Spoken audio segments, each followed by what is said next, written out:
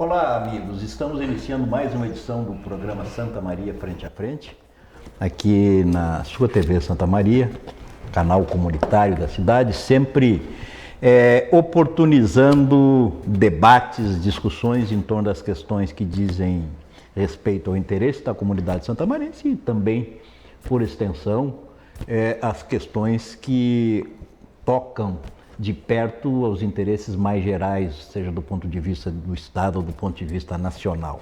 Hoje nós vamos alargar um pouco em relação aos limites da cidade, né? Vamos ultrapassar o Vacacaí Mirim e vamos discutir o Estado e tal. As questões. É pretensão de discutir o Estado, mas é isso mesmo. Vamos falar, debater sobre a questão, especialmente sobre a questão econômico-financeira do Estado, sobre a situação fiscal, sobre o governo atual e as medidas adotadas. E para que nós possamos fazer esse debate com a qualidade costumeira do programa, nós contamos mais uma vez com a presença do nosso Rui Gifone, administrador do Royal Plaza Shopping, do economista Alexandre Reis, que é articulista do Diário de Santa Maria também, e da Diane Ribeiro, que é diretora tesoureira do 2º núcleo do CEPERS, que já fiquei sabendo, abrange 18 municípios e tem 4.500 filiados. Vamos começar pelo CEPERS? Pode ser, as mulheres sempre têm privilégios. Como é que ficou a questão do desconto dos dias parados em função da greve, né, que nós sabemos todos, são dias recuperados do ponto de vista da atividade docente, né? Quer dizer, os dias letivos necessariamente são completados ao final de um determinado período. E o desconto, o governador acenou com uma possibilidade de descontar parcialmente. Como é que ficou isso? Bom, assim, em primeiro lugar, seja bem-vinda. Uma alegria tê-la conosco. A satisfação é nossa, podermos ter uma oportunidade, né, de estar mais perto da comunidade e colocar alguns pontos que, por algumas pessoas não estarem familiarizadas, né, com algumas questões, geram dúvidas. Bom, com relação ao corte do ponto, esta greve que o CEPERS encampou teve uma característica totalmente atípica. E uma dessas particularidades foi a falta de diálogo do governo. No que toca à questão da greve, dos dias parados, enfim, nós estamos realmente com um problema porque o governo em momento nenhum sentou para conversar com o sindicato, né? E de forma arbitrária ele fez isso. Desrespeitou o nosso direito de greve, né? Passou por cima da Constituição, descontou o ponto dos trabalhadores grevistas, sendo que, né, uma das características que sempre ocorreram, um fato que sempre ocorreu em greves anteriores, era que havendo a negociação do final da greve, né, o magistério recuperava a greve, e o governo não descontava o ponto, né? Esse governo simplesmente descontou o nosso ponto, mesmo nós tendo feito a recuperação desses dias parados. Então, hoje a situação é bem complicada, porque todos os colegas no estado grevistas estão sem salário, né? Mesmo tendo cumprido o calendário letivo, mesmo tendo cumprido aquela premissa básica, né, da gente trabalha para que a gente não tenha o ponto descontado. Então, basicamente é isso. Foi uma forma arbitrária do governo, como ele mesmo disse nas falas dele, de ter um caráter pedagógico, o corte do ponto, né? Vem o governador querer educar os educadores, pegando na sua face mais frágil, né? Que são os nossos vencimentos, o nosso parco salário, que não é novidade para ninguém, né? Parcelado. A remuneração já não é adequada. Já não é adequada. E, além disso, parcelada. Parcelada, atrasada, nós já entrando no 6º ano sem um único real de reajuste. Então, assim, o custo de vida nas alturas cada vez mais. E os servidores da educação, principalmente, né? Porque a gente sabe que todos os governos existe esse embate, né? Principalmente o magistério sempre puxando à frente nas lutas, né? Dentro do serviço público, mas todos os governos sempre têm um horário um pouquinho mais carinhoso, né? Com o magistério. E esse está assim, ó, se sobressaindo de uma maneira cruel, né? Muito cruel. E hoje é isso, a situação que a gente pode colocar hoje é isso, é a miserabilidade dos colegas servidores públicos da educação. Muito bem. Feita essa introdução, agora vamos ouvir a questão macro. Vamos para o economista que vai tentar esclarecer, pelo menos do ponto de vista dele, Por que nós chegamos a essa situação? Pois é, Candido, pergunta difícil, hein, Rui? Ele quer que eu esclareça em questão de 5 minutos o problema estrutural do Estado do Rio Grande do Sul. Com a tua capacidade vou tentar, e a tua didática. Claro, então vou tentar ser extremamente objetivo, um privilégio estar sempre ao lado do meu amigo Rui, teu, Candinho, e agora ao teu lado, né, aqui debatendo um assunto tão pertinente ao nosso Estado, né?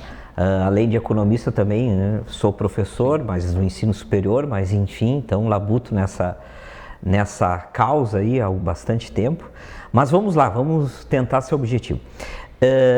A situação financeira e econômica do Estado do Rio Grande do Sul, eu acho que para todos, né, e é sempre conveniente, o problema é que nem sempre é versado, né, de uma maneira que as pessoas entendam qual é a situação econômica real hoje, 2020, do Estado do Rio Grande do Sul.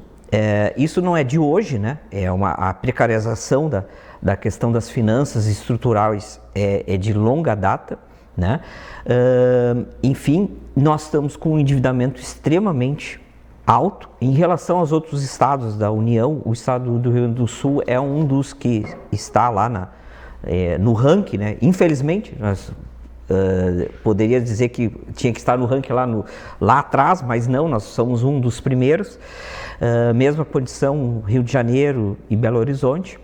Enfim, e a gente tem que ficar bem claro, e para quem está nos assistindo aqui, e aí vocês que representam uma classe que é extremamente importante, né, que faz a diferença do ponto de vista econômico, que é a questão da educação, né, em número quantitativo, que é as escolas estaduais, enfim, isso é importante, que o problema econômico do Estado do Rio Grande do Sul, ele é estrutural, então ele não é conjuntural, então ele não vai ser mudado a qualquer tempo, né? Ele vem já de algum tempo, ele tem uma história, né? E ele vai continuar aumentando a questão do seu problema estrutural. Para vocês terem uma ideia, hoje o Estado do Rio Grande do Sul, e eu estou aqui falando, Candinho, né, do ponto de vista como economista técnico, não nenhuma questão política e tal. Hoje, vamos dizer assim, 2018, 2019, nós fechamos com um déficit anual, nominal que se chama, né, de quase 73 milhões de reais o Estado está devendo. A sua receita, vamos dizer assim, corrigindo a inflação, não passa de 43 milhões. Então vocês percebam que não fecha nunca a conta mensalmente, né? Fechou esses tempos atrás, tanto o governo anterior como o atual, porque fez aquela negociação de não pagamento das dívidas com a União. Tá? O Estado deve muito, de fato, né? Por isso que é um problema estrutural. Esse valor que eu estou dizendo dos 73 milhões, arredondando, né, que é um pouquinho mais, isso não está a dívida dos precatórios, né? Ou seja, dívidas que o Estado está devendo para funcionários públicos e outras demandas judiciais, né? Que soma-se aí hoje, quer dizer, dados de 2019, mais uns 18 milhões. Né? Vejam bem, se a gente somar tudo isso, nós não temos receita para cobrir. Então, aí o que acontece? De fato, isso não é de agora, né? Está ocorrendo o quê? O Estado faz o cálculo aquele, né? E mais a questão daquelas obrigações anuais que tem que ser feita, de repasse para o Legislativo, para o Judiciário, tu fica apertado do ponto de vista. O que eu quero dizer? Que, do ponto de vista empresarial, né, Rui? Se a gente fosse assumir o Estado do Rio Grande do Sul, ele é uma empresa endividada, sem perspectiva nenhuma. Né? E para os próximos anos também vai se perpetuar isso. Né? Aí o que está acontecendo? O Estado do Rio Grande do Sul, como é um problema estrutural, ele não tem como mexer em outras variáveis que são de conjuntura, ele não pode mexer no câmbio. Até eu estou puxando a questão do câmbio, porque essa semana, né, o nosso ministro da Economia fez algumas pérolas sobre a questão do câmbio, enfim, mas qualquer estado da federação não tem autonomia nenhuma, sobre a inflação muito menos, sobre questões monetárias também não, sobre ajuste fiscal mais estrutural da federação também não. Então ele não tem, vamos dizer assim, nenhum limite para fazer com que ele consiga resolver. Aí aonde ele tem que mexer? De fato, aí entra na questão do funcionalismo público. E aí entra na questão do que ele tem autonomia para fazer. O quadro geral dos funcionários, que entra a questão dos professores, e aí tu tem que fazer um ajuste. Quem sofre mais são esses setores, né? Porque ali ele tem autonomia para enviar um pacote, como foi feito agora, de reajuste, enfim, para o longo prazo, enfim, mas ele tem como ajustar aquilo, né? De outra maneira, ele não tem como fazer. Aumento de receita, ele até pode vir a fazer. Ajustes na questão do subsídio, também sim, como o governo federal pode fazer também. Mas esses são mais difíceis, então aí ele mexe naquelas variáveis que ele considera que são mais de curto prazo para tentar solver essa falta de dinheiro de fato de fazer honrar com seus pagamentos. Por isso que de fato né, grande parte do executivo do Estado do Rio Grande do Sul está ganhando seus salários parcelados há muito tempo, né? Eu acho que já vai, me ajuda... 50 meses. 50 meses, não só os professores. Então é o seguinte, veja bem, todo mês tu parte de uma dívida de 73 milhões, né? Por um outro quadro, só para vocês entenderem o que é estrutural, né? Dentro dessa dívida tu tem o serviço da dívida. O que é serviço da dívida? São os juros. Então a cada mês que tu não paga isso, esse juro no mês subsequente aumenta, né? Então esse serviço da dívida, agora naquele acordo que foi feito ali no governo anterior, governo Sartori, né, de congelar isso, naqueles meses não foi pago isso. Aí deu uma sobrevida, mas não resolveu, né? Porque, na verdade, o problema é estrutural, né? Tu tem, a cada ano, a dívida vai aumentar mais. A perspectiva é que se não se fizer alguma coisa hoje, ou depois de amanhã, nos próximos lá, por volta de 2035, o caos do ponto de vista de finanças no Estado do Rio Grande do Sul vai ser muito pior do que é 2020, tá? Então alguma coisa teria que ser feita, tá? Reajustar e tal. Sendo que essas medidas que depois a gente pode vir aí comentar que foram feitas agora, foram aprovadas algumas delas, não vai ter repercussão no curto prazo, são todas de médio a longo prazo, né? Também, então, tu não atacou o recorte estrutural. Eu digo que o seguinte, nós teríamos que fazer uma reformulação de gestão de eficiência do nosso Estado, né? Por outro lado, a gente poderia buscar novas fontes de receita. Aí eu entro em outra polêmica que também foi feita pelo governo federal, no sentido de fazer, não sei se, como foi a fala, enfim, de os estados pararem de cobrar o ICM, né? Mas como o Estado do Rio Grande do Sul vai parar de cobrar o ICM se ele não tem nem a receita suficiente para pagar a sua dívida, a folha salarial mensal, os precatórios e, enfim, mais as suas despesas diárias. Então, esse eu sei que tu já vai me pedir para mim parar de falar, mas, Candinho, essa é a nossa situação. Vamos dizer assim, 73 milhões de dívida, né, que tem que ser pagas e não existe no curto prazo nenhuma salvação para se resolver esse problema. Bom, falasse nos precatórios, né? O precatório tem caráter alimentar. É um absurdo que o Estado ou qualquer ente da federação não pague os precatórios porque eles resultam de descumprimento da lei por parte das administrações desses entes. Tá? Não é de graça que as coisas caem, né? Porque o cidadão é bonito ou porque é feio. Não, é porque o governo do seu estado, no caso específico do Rio Grande do Sul, deixou de cumprir obrigações decorrentes da lei, o funcionário foi ao judiciário, ganhou, né? O judiciário reconheceu a legitimidade do pleito, então vai para precatório. Está lá no artigo 100 da Constituição Federal. Mas tem caráter alimentar, isso tem que ter prioridade em relação a outras questões. Mas, Rui, como é que tu vês essa coisa toda? Tu, digamos assim, atuando na área empresarial, os reflexos disso, e nós podíamos avançar. Gênio, o negócio é o seguinte, aqui o programa é bem informal, pode dar pitaco, pode interromper, não há problema nenhum, Mas depois... Eu já tenho uns 4 pitacos, mas tudo bem. Como é que percebes e tu sentes isso na tua atividade profissional? O estado do Rio Grande do Sul, na realidade, está insolvente, tá? Só que eu concordo plenamente com o Alexandre, a situação é crítica. Só que tem um detalhe, nós precisamos pensar o estado para hoje e para amanhã. Se nós não levarmos em conta a educação, não terá amanhã. Então eu não me sinto à vontade nem para discutir contigo, porque eu sou um ferrenho defensor da educação.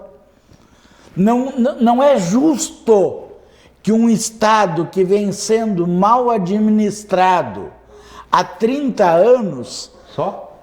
Não, no mínimo, vamos botar assim, por baixo. 30 anos seja sacrificado o funcionário público, somente ele.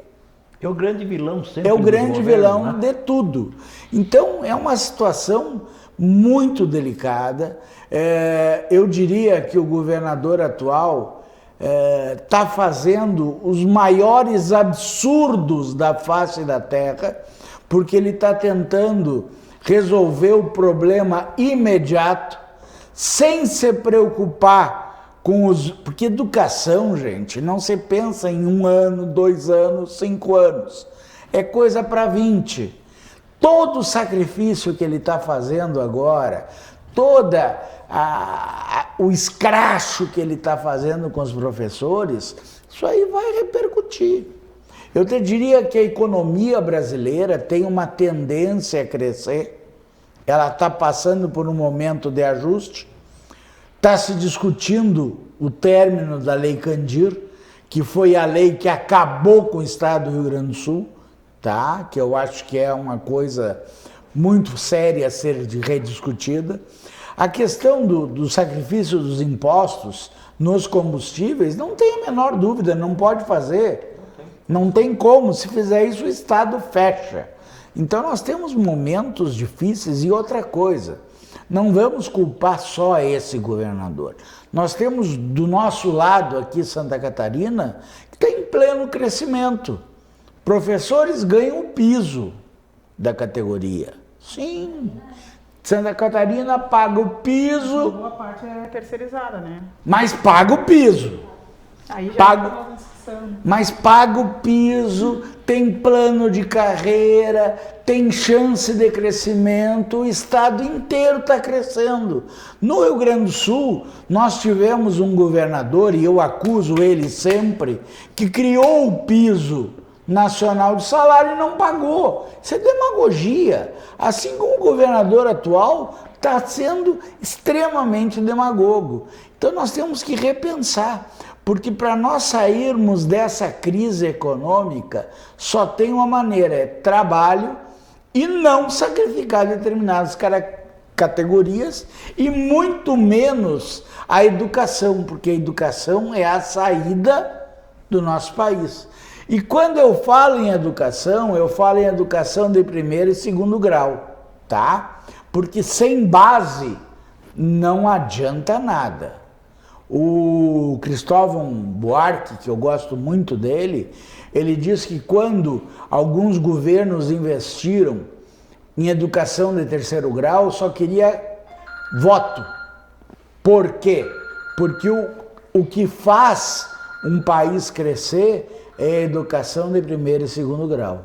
Tá? Então eu acho que nós temos que investir em educação e temos que investir muito para tirar o nosso estado da situação que está, e é uma coisa que vai levar no mínimo 20 anos. Rui, educação é fundamental, menos no Brasil. O tratamento Populistas.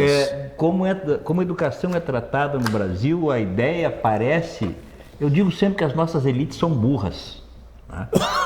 É porque a tentativa que parece ser flagrante é de manter um estado de coisas que existe de tal maneira que a grande massa populacional não tem as informações necessárias e a capacidade de mudar o que está precisando ser mudado. Né? Quer dizer, tu tens professores mal remunerados, tu tens escolas caindo aos pedaços, enfim, é uma série de... O pessoal do CEPERS tem professores que estão aqui no estúdio conosco, além da Diane, sabe melhor do que eu isso.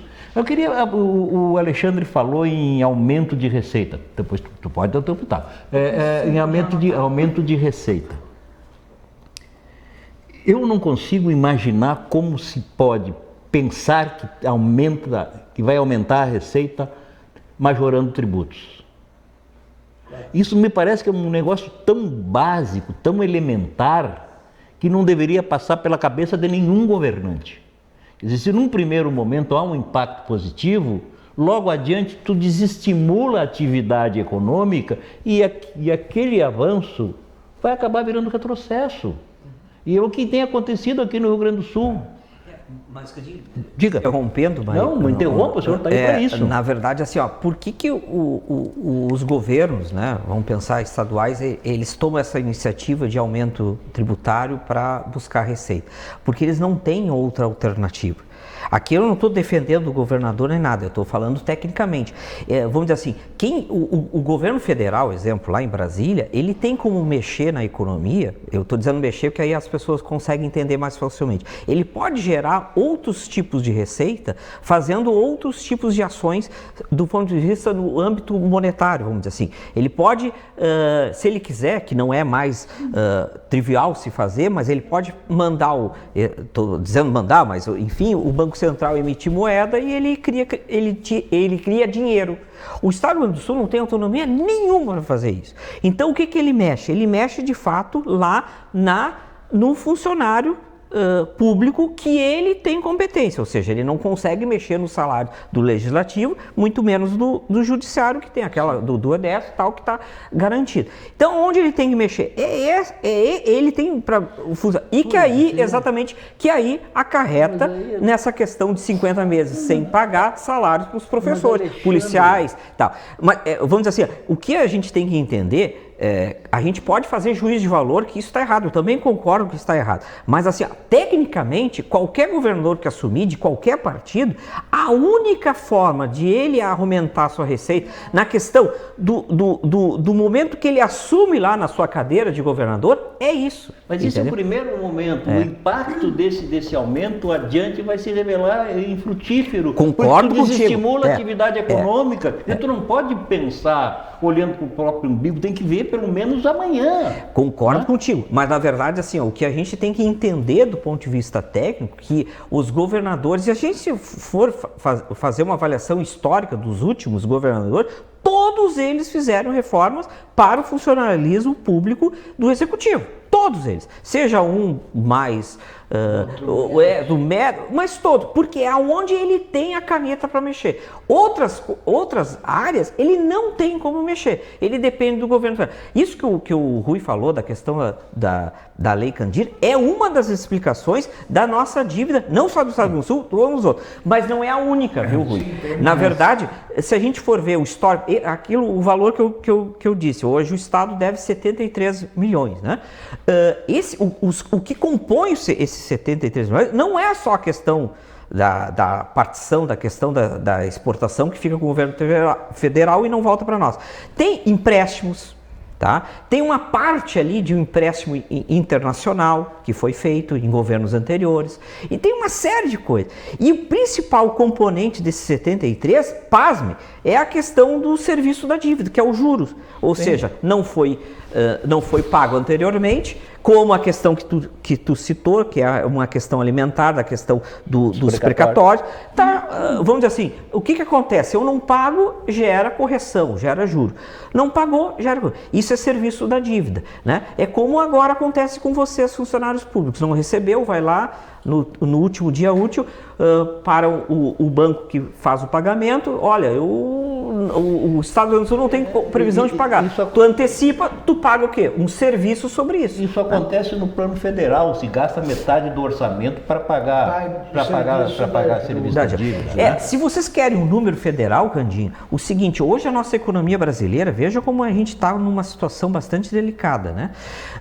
Hoje nós temos de gasto com funcionários públicos federais, ou seja, aí nós estamos saindo do nosso umbigo e vamos para a federação, né? Essa tu vai gostar desse número, Rui, tu não vai gostar tanto, mas é alarmante para esclarecer. Nós gastamos com funcionalismo público federal perto de 700 bilhões. Agora, pasme, sabe quanto o Estado brasileiro gasta com serviços de dívida, juros e etc? 400 bi. Nós não poderíamos mexer na questão monetária e aí fazer um ajuste nessa dívida? 400 bi, entendeu? Esses 700 bi, fazendo um cálculo aproximado, um tempo atrás eu até parei ali e fiz uns cálculos, como bom economista eu sou, fiz uns cálculos. Sustenta mais de 12 milhões de famílias brasileiras. Os 400 bilhões do serviço da vida sustenta quem? Alguns grupos de banqueiros, especuladores. Não sustenta nós que estamos labutando pelo lado empreendedor e empresarial, muito menos de vocês. Assim, eu acredito que alguns pontos a gente tem que manter um certo foco. Primeiro, discordo. Eu acho que essa configuração, quando a gente chega para a sociedade, coloca o Estado como uma empresa, já começa errado. Desculpa, meu ponto de vista. Porque o Estado está aqui a serviço da população. Então, como a gente tem colocado em alguns aspectos, o Estado não é para dar lucro, né? O governo tem falado muito disso, de não sei o quê. O Estado não é para dar lucro, o Estado é para estar a serviço do povo, a serviço do contribuinte, enfim. Uma questão bem básica. Mas ele não pode ser endividado, porque aí aí é uma questão estamos sofrendo. Só que assim, eu faço uma pergunta bem simples, bem simplória assim. Se o problema do Estado é a arrecadação, né, a gente sabe muito bem que a maior parte... Não, o problema é dívida. Sim, a estoque dívida, de dívida. Tá, dívida, estoque da dívida. A fonte de renda do Estado é a arrecadação. Sim. Aí eu te pergunto, da onde o Estado vai arrecadar se ele tira o poder de compra, por exemplo, dos funcionários públicos? O comércio não está girando, a gente não tem dinheiro.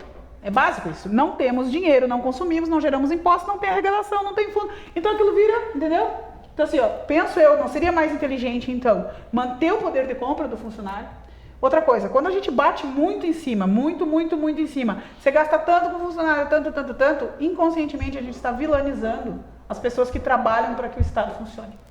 A visão do Estado eu acho muito deturpada. Eu vou te dar um exemplo bem simples. Nós que trabalhamos em escolas, principalmente, eu coloco muito o exemplo da minha escola. Te faço o convite, Escola Tiradentes em Nova Palma, vai lá visitar nossa escola. As pessoas chegam lá, elas caem o queixo com a minha escola. Nossa, tua escola tem uma apresentação de escola particular, é tudo muito limpo, tudo muito organizado. Aí tu pergunta, tu sabe de onde vem esse dinheiro? Esse dinheiro é a escola trabalhando, como acontece com muitas outras escolas. Então, o investimento da escola está sendo, como é que eu posso dizer, o pagamento para tu ter essa escola, digamos assim, para nós, enquanto pais e enquanto servidores que somos, é triplicado. Por quê? Tu consome, tu paga impostos que deveriam reverter para a educação e não vem. E aí depois tu tira mais ainda do teu bolso e tu tira mais ainda do teu patrimônio pessoal. Por quê? Tu trabalha no final de semana, tu trabalha em horários extras para que a escola tenha um dinheiro que deveria estar vindo do Estado. Por isso que eu digo assim, essa visão do Estado, quem é o Estado, para quem serve o Estado, como deveria ser o Estado, é muito deturpada. Volto a falar do exemplo da minha escola e de outras tantas escolas. Se porventura a escola pede, por exemplo, aos pais uma contribuição, sabe qual é a resposta? Como assim? O governo não dá dinheiro para a escola? É a pergunta básica, mas eles não dão. Aí quando o professor, o servidor público, faz uma greve, por exemplo, em defesa desta mesma escola, é chamado de vagabundo. O erro básico é, quando eu falo de novo, quem é o Estado, para quem é o Estado, a quem serve o Estado, é essa pergunta que a gente tinha de responder. Nós, enquanto servidores públicos, nós somos demonizados no momento em que a gente faz uma greve, porque as pessoas minimizam a nossa greve ao fator salarial. As pessoas têm que entender que quando nós da educação estamos em greve, estamos em movimento, não estamos só defendendo o que é um direito nosso, porque as pessoas acabam nos tirando o direito de lutar pelo nosso salário, que é a nossa sobrevivência. com aquele discursinho bobo de que magistério é sacerdócio. Não é. Até porque, me desculpe, os sacerdotes ganham muito bem, obrigado. Tá? Ganham muito bem, obrigado. Inclusive tem a casa, enfim, não vamos entrar nesse debate. Mas assim, o servidor público, principalmente o servidor público da educação, quando ele está em movimento, quando ele está na rua, ele não está só defendendo o salário. Assim, isso é um pedido encarecido que eu faço para a sociedade. Não minimizem a luta dos educadores ao mero salário, que é o direito que nós temos de defender o nosso ganha-pão, defender o nosso posto de trabalho. Vocês sabem que uma das medidas que vem aí são as terceirizações e privatizações das escolas públicas. Eu volto a fazer essa pergunta. Quem é o Estado, para que serve, a serviço de quem está o Estado? Da sociedade. Quem deveria estar na rua brigando para que exista escola pública, para que exista professor remunerado, não era o servidor, era para ser os pais, era para ser a comunidade, com esse entendimento que o senhor coloca de que a educação é a base. Não deveríamos nós, enquanto servidores, estarmos lá brigando. Então as pessoas têm que entender muito isso, que quando a gente vem para a rua defender não só o nosso salário, mas principalmente o papel do servidor público, que é o mediador do governo, é o primeiro braço do governo junto à comunidade, junto à sociedade, que as pessoas entendessem isso. Porque no momento que tu chega e tu cobra, o governo não deu dinheiro para a escola? Não deu. Não deveria ser o professor, deveria ser o pai do estudante que deveria dizer, ô colega, onde é que está indo o dinheiro dos meus impostos? Então são questões tão básicas. Votar diferente. Exatamente. Na hora de cobrar. Exato, a gente entra numa outra questão. E também tem essa outra questão da visibilidade, que as pessoas têm que entender, muitas vezes, do que é um projeto de governo, um plano de governo. E aí aqui eu não vou dizer que A está certo, B está errado. Eu acho assim, ó, e a gente tem falado muito isso dentro da nossa categoria. As pessoas têm que entender que existem projetos. Eu não vou dizer que esse está errado. São visões diferentes de mundo e de gestão. Se o fulaninho tem um plano de gestão, tem um plano de mundo que não me contempla, eu não posso eleger esse cara e querer que ele me beneficie. Ou que ele faça uma gestão voltada para mim, porque ele tem um projeto que difere do que eu acredito como ideal ou próximo do ideal. Então, acredito que a discussão tem que sair sim, acredito que tem que sair da esfera básica de o que a gente tem sempre colocado. Não adianta nós falarmos para nós. Nós precisamos falar com a comunidade, com a sociedade. E eu volto a dizer, quando a gente vem colocar essa visão de empresa do Estado, fica difícil. Fica difícil porque, volto a dizer, Estado não é para lucro. Estado não é, entende, para atingir meta. Para quem serve o Estado? O Estado serve para servir ao contribuinte, servir à comunidade, servir... Então, colocar o que é básico. E nós estamos, isso, vamos chover no molhado, estamos sem segurança. O nosso estado tem um número alarmante agora, que é uma pauta também que está muito, né, que a gente, infelizmente, está... O Rio Grande do Sul está sendo campeão em feminicídios. O Rio Grande do Sul está sendo campeão em coisas assim, ó, números que não nos orgulham em nada. E aí, as pessoas... E eu volto a dizer, claro que o governo tem condições, aonde ele tem autonomia para mexer.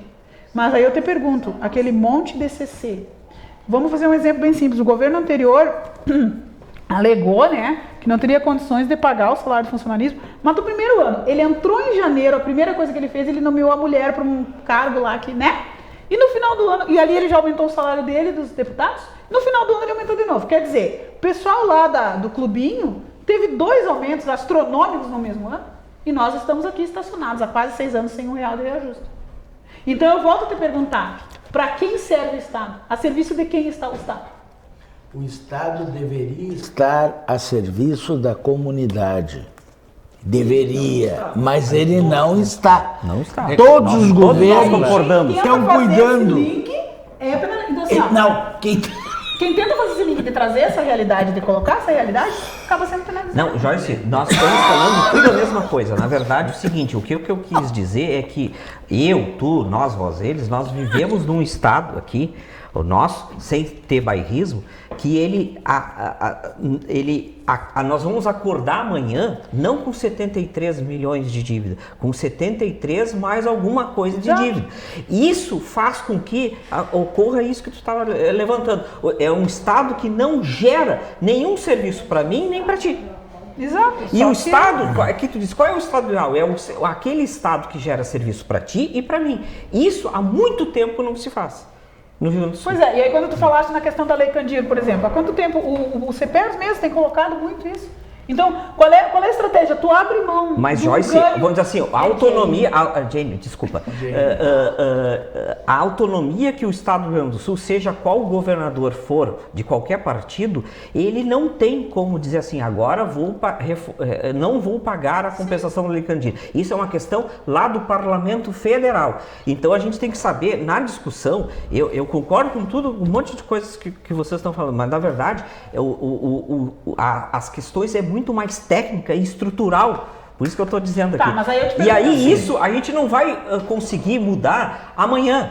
Entendeu? Deixa eu fazer uma colocação sobre a Lei Candir. Faça. Nós temos nos últimos 30 anos governos de esquerda que não mudaram também. Então é tudo a mesma Exatamente. balela. Mas aí entra uma questão também. No momento que isso a gente tem enfrentado bastante também dentro do sindicato. Quando a gente fala, por exemplo, da questão da mobilização, a gente vai ter o que se reproduz dentro da sociedade no momento de pessoas que dizem assim, ó, eu não vou votar porque não adianta nada. A gente escuta isso do colega. Eu não vou participar. Tem que votar. Não vou participar porque não adianta. Exato. E aí entra essa questão também da responsabilidade. Isso é uma coisa que eu bato toda hora, eu tô toda hora falando. Nós, enquanto contribuintes, enquanto cidadãos, enquanto usuários desse sistema, a gente não pode jogar a responsabilidade da gestão do Estado na mão apenas dos governantes. Nós, enquanto cidadãos, temos que cobrar e temos que fiscalizar. Então entra esse problema. No momento que a gente tem uma sociedade que não entende o porquê de uma mobilização de um servidor público, seja que é uma coisa que é uma mágoa que eu tenho, né? Vocês que têm muito mais tempo de janela do que eu sou mais jovem ainda, estou começando agora, sou jovem. Vocês que estão aí com muito mais tempo de janela do que eu, se vocês perguntarem qual é as categorias que mais se mobilizam em termos de cobrar, o magistério está na ponta. E aí o que acontece? O que aconteceu nesse último período que eu fiquei assim, uma mágoa no coração, com aquele coração dividido. Que bom que as pessoas estão enxergando, que pena que só enxergaram agora. Foi quando? Foi quando os servidores da segurança, os servidores da saúde foram lá e repetiram exatamente o que a gente vem dizendo há 30, 40 anos. O CPS Sindicato com 70 e tantos anos está na rua com as mesmas pautas, que simplesmente o pessoal começou a banalizar, a amortecer, a assimilar aquilo de uma forma tão natural que eles não dão bola para a luta da educação. Aí quando as outras categorias vêm e colocam isso, todo mundo, é sério que está acontecendo isso? Está acontecendo.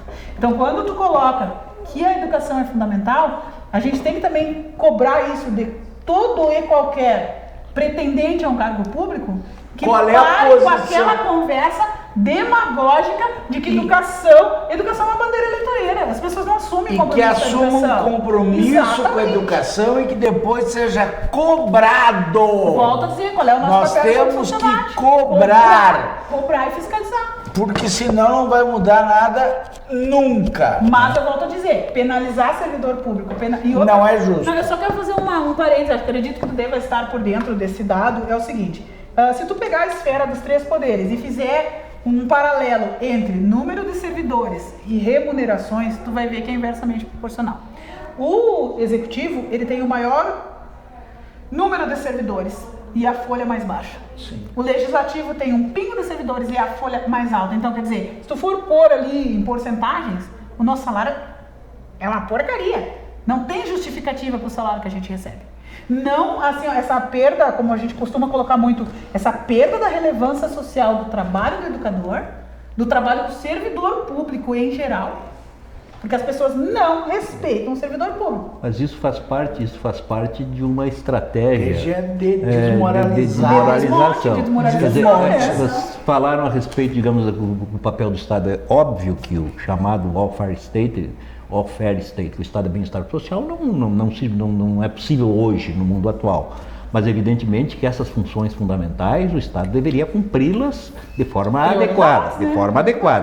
Isso, essa guerra de informação, é importante, até eu tenho um dado aqui interessante. O governador atual, o governador Gaúcho, gastou 40 milhões em propaganda não obrigatória em 2019. Ele gastou 84% a mais do que seu antecessor no primeiro ano de governo. E a maior parte desse gasto foi direcionada em publicidade, destinada à campanha promovida pelo governo para garantir o apoio para o pacote da reforma administrativa. Quer dizer, então é uma guerra pesada da informação. É uma linha de ação, eles Quer têm dizer, projeto, se tenta, vou utilizar uma expressão tua, vilanizar o servidor público, né, jogando a responsabilidade, isso em todos os níveis, nas costas dos servidores. A gente pega a questão previdenciária, e eu gostaria que nós falássemos um pouco sobre isso. Se tu pegares a Previdência federal, no plano federal, né, Previdência não a dos servidores estaduais, fizeram um discurso maldoso, mentiroso, de que havia déficit, de que não há déficit nenhum na Previdência, nunca houve déficit. Há superávit, mas aí quer dizer, se incute na população e os grandes veículos da grande mídia, a chamada grande mídia, acaba comprando essa ideia, até porque, né, precisa de alguma forma se valer dos recursos destinados, né, à publicidade governamental, à propaganda, né? E aí passa para o distinto público essa ideia, né, de que é um buraco, um rombo na Previdência. Que rombo nenhum. Não, como se mas eles pegam ganha um salário mínimo e arrebenta a máquina, eu já né? disse isso 300 vezes e tal. Sempre tem oportunidade. Eles consideram o caso da Previdência Pública Federal, não só da pública, da geral também, do regime geral da Previdência. Eles levam em conta para dizer que a déficit é o orçamento próprio da Previdência, né? Que é composto pelas contribuições patronais e de empregados. Esquecem entre aspas, né? Todos os outros recursos que são carreados para a Seguridade Social, tem tributos especificamente criados para isso, está lá na Constituição Federal, acho que é artigo 195. A COFINS, o que quer dizer COFINS? É Contribuição para Financiamento da Seguridade Social. Tem contribuição social sobre o lucro líquido que vai para a Previdência, tem recursos de loterias, tem uma imensidade mas esses recursos tributários, eles vão para o orçamento da União e não para o orçamento da Previdência. Então, toda vez que há uma transferência dos recursos que são da Seguridade Social, abrem a boca para dizer que o Tesouro está cobrindo um rombo. Não está cobrindo um rombo nenhum, aquilo é dinheiro da Previdência. Me entusiasmei. É um tema que eu gosto e tal. Eu queria... o quarto debatedor. Nós já estamos entrando em outro assunto. A gente conseguiu introduzir a reforma. Eu queria voltar para o Estado. Vamos voltar para... E a questão previdenciária, que me parece... diz aqui, que houve um rombo recorde de 12,5 bilhões de reais. No último ano. A gente sabe, todos nós sabemos, que ao longo de muito tempo houve muitos privilégios, né? Isso é óbvio, precisava ser contado. Quando eu cheguei não tinha mais. Mas evidentemente que professores não tiveram privilégio. Mas assim, sem nenhuma, digamos, preocupação de ofender ninguém, não se trata disso. A gente pega, por exemplo, coronéis da Brigada Militar, isso não é mais possível, que prestes a se reformar, a reforma, recebiam alguma função, poupuda função gratificada na Assembleia Legislativa, por exemplo, e incorporavam isso aos provinhos de aposentadoria, de reforma depois. Isso é um absurdo. Isso é um absurdo, né? Essas coisas realmente precisam ser cortadas, mas não cortar em relação a professores, aos funcionários públicos, digamos assim, normais. Aos próprios trabalhadores da segurança, que ganham um pouco para o risco que correm. Olha o que ganha um soldado da brigada para colocar a vida em risco. É pouco. Então eu acho que nós temos que rever essa situação como um todo e eu tenho um exemplo que eu acho que a gente tem que começar a parar para pensar. O Rio Grande do Sul está passando por um momento difícil, mas se tu atravessar o rio Mambituba, Santa Catarina está crescendo de vento em popa. Tem uma educação excelente, tem um programa de saúde através do SUS excelente, uma política de segurança excelente. Como Tchê, me explica as alíquotas do ICMS em Santa Catarina, compara com as nossas. E aonde vai o dinheiro? Essa é a grande questão. Onde está indo todo o dinheiro? Lá é mais barato. Lá é tudo mais barato os impostos. Se tu puderes, tu vais comprar um carro em Santa Catarina, tu vais abastecer em Santa Catarina, né? Pega Tu fica Torres, o pessoal de tu Torres fica abastece chocado. em Passo Agora, Fundo. lá houve administração, houve planejamento. Aqui nós tivemos populistas. E outra coisa assim que me parece é que eu acho assim, ó, o processo de industrialização de Santa Catarina. Tá? Sim. Santa Catarina esparramou, né? Tu não está concentrado numa região, né? Não, Tem e as cadeias produtivas. Cadeias produtivas, microprodutores rurais, com a região de Chapecó, do oeste de Santa Catarina, investe em pequenos produtores rurais. Nós aqui ainda temos grandes latifúndios que querem criar vaca. Gente, isso ainda passou a época. Nós temos que repensar o negócio. Mas, Alexandre, o que tu ias? É uma contribuição. Na verdade, eu tenho uma outra preocupação. Eu já escrevi vários textos sobre isso e tu, Rui, também escreveu sobre isso há pouco tempo. Os nossos principais meios de comunicação aqui da cidade. Eu não sei se vocês estão notando, isso vai afetar muito a educação, pessoal. E é um fenômeno estrutural que também pode explicar todos os nossos problemas que a gente tem na educação e outras áreas. Nós estamos tendo fuga de talentos daqui, né? No Rio Grande do Sul. Tá? E uma das coisas que explica a ascensão do estado de Santa Catarina, que a partir da década de 70, 1970, o século passado, houve uma ascensão de vários capitais vindo de São Paulo, Rio de Janeiro, Belo Horizonte, que migraram para Santa Catarina. Por quê? Santa Catarina tinha um pouco mais de qualidade de vida, porque tu podia trabalhar e aquelas belas praias, etc. E ali migrou capital. Eu digo sempre que uma das razões, que é aquela velha história, então me explica o que eu tenho que fazer para crescer economicamente. Só existe, a teoria econômica explica basicamente, de uma forma bem eficiente, todo mundo vai entender. Só tem dois elementos que fazem com que tu tenha crescimento econômico, que é a riqueza, para ti, para nós eles. Só duas coisas. Ou tu desenvolve progresso técnico, que é tecnologia internamente, ou tu desenvolve capital humano, que envolve a educação. Duas coisas básicas. O Rio Grande do Sul perdeu isso nos últimos 50 anos.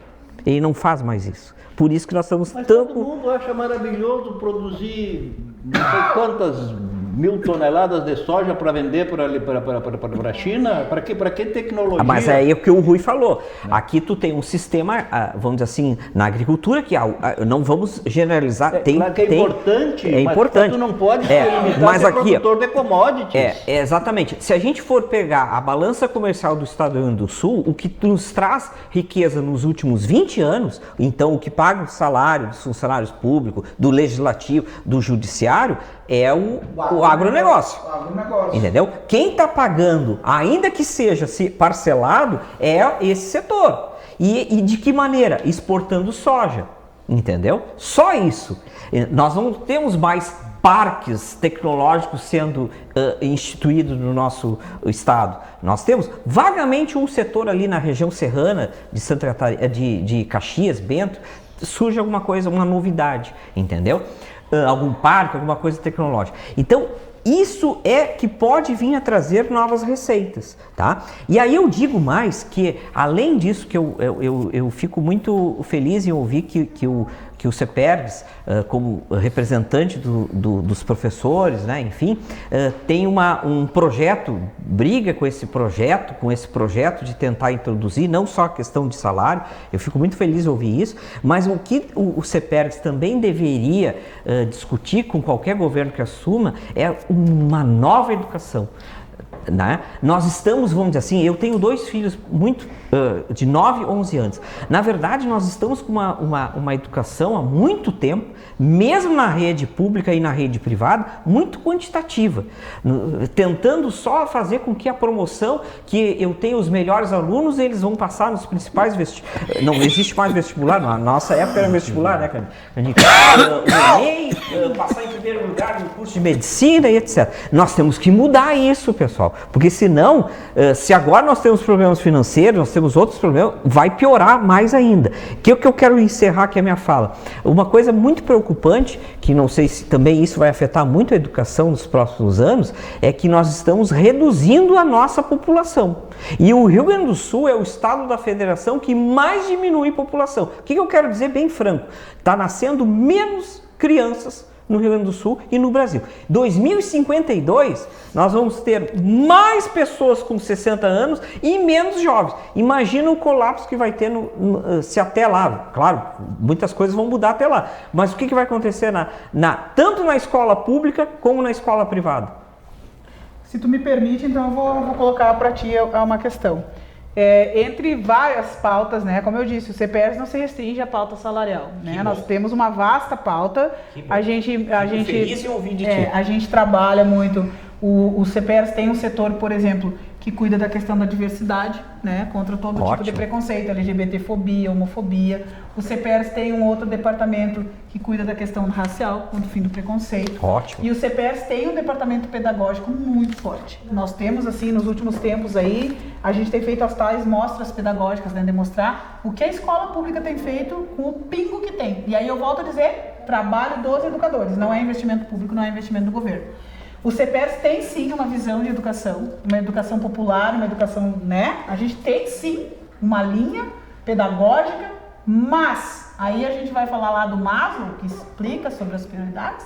Não tem como um professor vir para a sala de aula, pensar num projeto de educação, sair fora da caixinha, sair ali daquele cumprimento obrigatório, daquelas tantas horas, daquela disciplina que ele tem que cumprir, se ele não tem dinheiro para pagar as próprias contas. Concordo. Mas não explica a questão das prioridades do ser humano antes de ser um educador e um trabalhador. Então, na verdade, tu não tem nenhum trabalho justo, pelo contrário, tu está abaixo da linha da justiça. Exato. Então assim, vários teóricos, várias pessoas que estudaram uma linha bem mais aprofundada do que a minha, que se diz isso, que isso se usa muito, por exemplo, nos campos nazistas, né? Tu deixava o cara com fome, ele passava o dia tão preocupado em ter o que comer que ele não tinha tempo para se rebelar contra o sistema.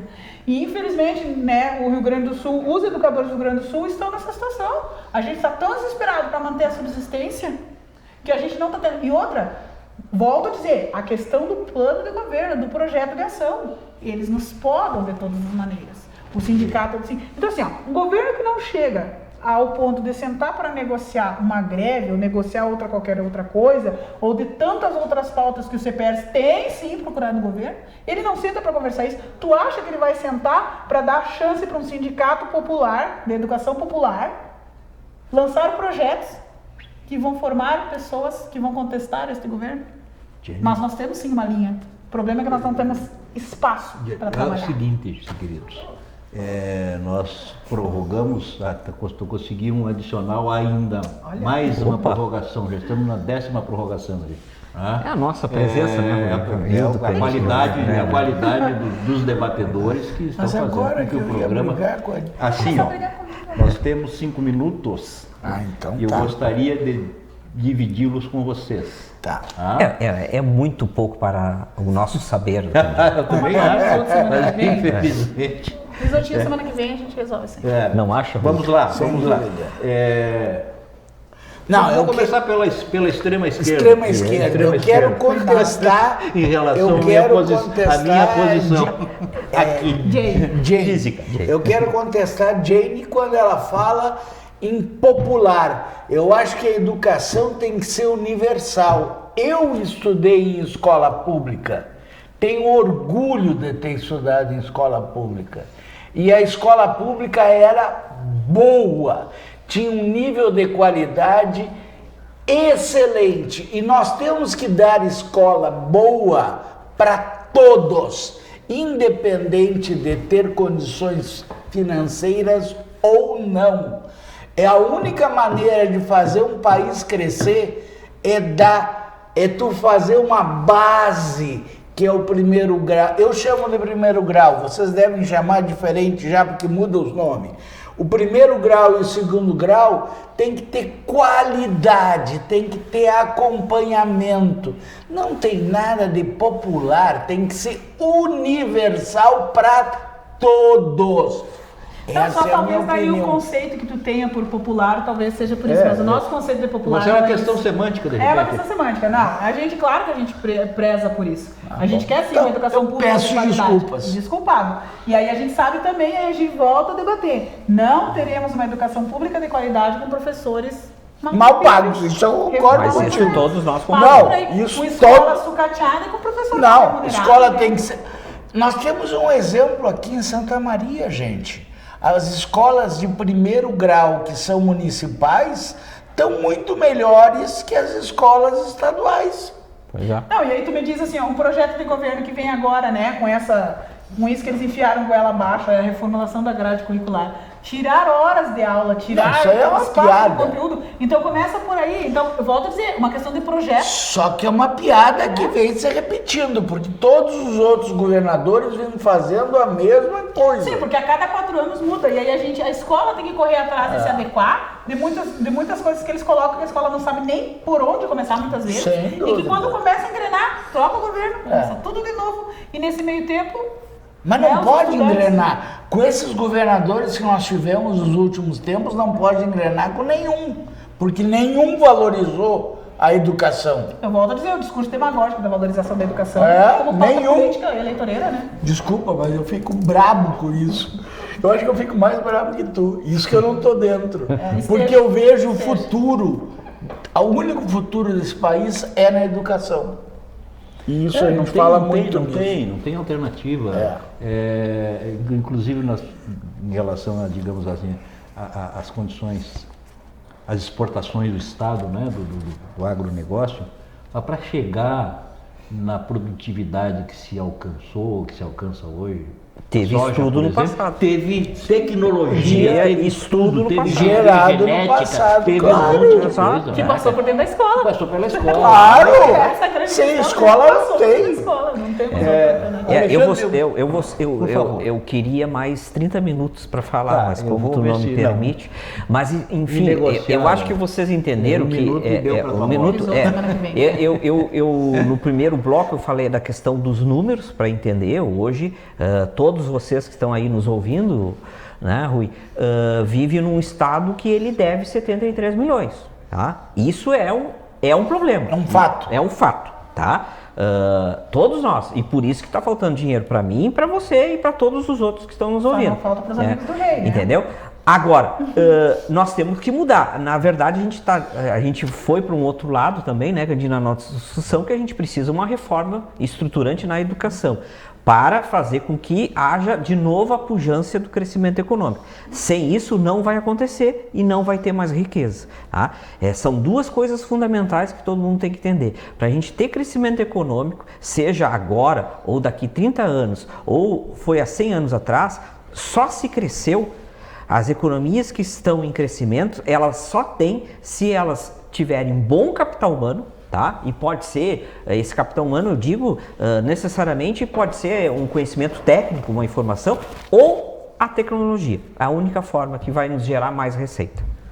Rui, em 3 palavras, há esperança para o Estado? A gente pode sair desse buraco? Eu tenho esperança.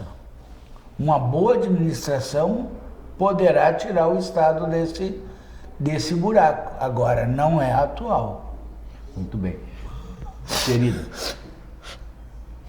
2 palavrinhas para encerrar. Olha, educação. Pode dizer que eu sou bonito, isso não precisa dizer. Está evidente, né? A educação, com certeza, com certeza. A valorização do trabalhador, da educação, do serviço público em si, né? Porque o serviço público não adianta, é para todos e deve ser para todos e tem que ser com qualidade, porque é para isso que a gente trabalha, é para isso que a gente paga impostos, é para isso que, enfim. E para isso tu precisa de profissionais Exatamente, bem treinados e qualificados, valorizados. uma escola qualificada e valorizada. Gente, muito obrigado Rui, obrigado Alexandre, obrigado Jenny, foi sensacional, adorei. Risotinho semana que vem? Risotinho semana que vem. Risotinho semana que vem.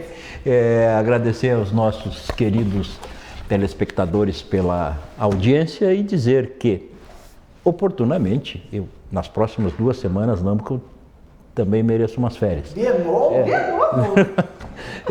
Mas depois, na primeira semana de março, nós voltamos com uma nova edição do Santa Maria Frente a Frente.